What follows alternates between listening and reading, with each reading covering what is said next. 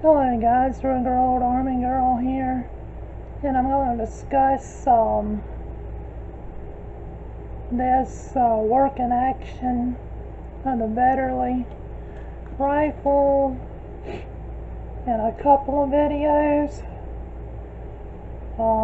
and this kind of bleeds over or corresponds with the Henry lever action, the 1866 Winchester, the 1873 Winchester, and the 1876 Winchester. And they all use a similar toggle link system, this little thing here, to carry the cartridge and the battery in this lifter here. It's like a little magazine that lifts the cartridge up in the battery. They're all very similar, and I've been having feeding issues in this rifle, and I've worked out the problem.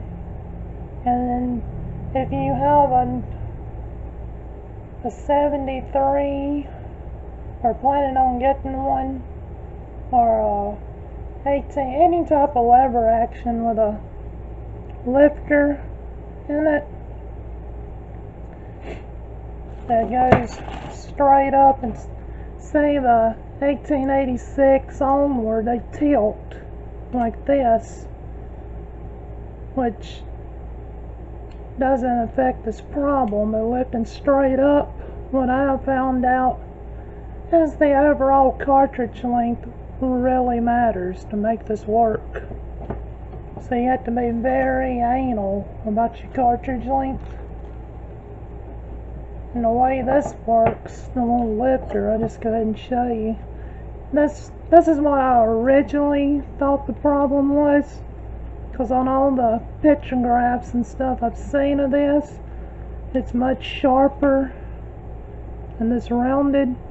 It rides along a channel in the bolt that catches it on a little hook that pulls it back, which in turn lifts this into battery. That's what I originally thought it was. But on closer inspection, I'm going to show you what the real issue is. That's the overall cartridge length. And if this will show you that, let me pause this and get this back in the gun. So, I'm going to put a shell in it, just a single shell at first. Loads in the gate, like the King's gate on a Winchester. I don't have the bolt, so I'll have to manipulate this by hand, but Vuples has the bolt working on it. But when you got a single cartridge in there, when you work the bolt, it throws it in the battery. There's nothing messing with it. I'll have to push it out, so I don't have the bolt to manipulate this with right now. Alright, now I'm going to put 2 cartridges in, and I'll show you the issue here.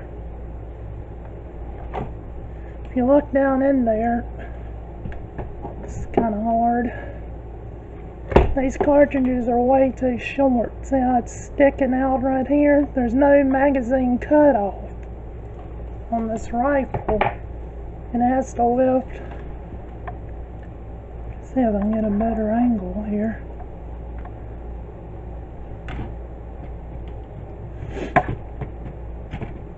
It has to lift up, and it can't lift up because the cartridge before it is blocking it. It's sticking out. Now if it's long enough, it needs to be at least as long as the lifter for this to function, but there's another issue here. And that issue is, in this particular rifle, I need a different type of bullet. These Lee 420 310 grain bullets, they work fine for single loading, but if I set them out too far, there's no lead in this rifle, which I'm going to explain in another video in detail what that means. But without lead, the bullet basically sets right into the rifling, which in turn could be catastrophic because it creates a bore obstruction. Well, I guess I can describe a little bit how this works. So in modern rifles, you have a lead. It's just a couple of thousandths of an inch of space for the bullet to travel before it hits the rifling, and that gives the pressures time to drop some. But if you don't have that and it just bang right into the barrel, it can create super pressures that could bust your rifle. And the same is true for the 1860 Henry, the 1866 Winchester, and so forth, which I'm going to go more into about the lead and stuff in another video, but that's my main problem of getting it to feed, is it just, the tail end of the shell sticks out blocking the lifter. It should be up in there so the lifter can function,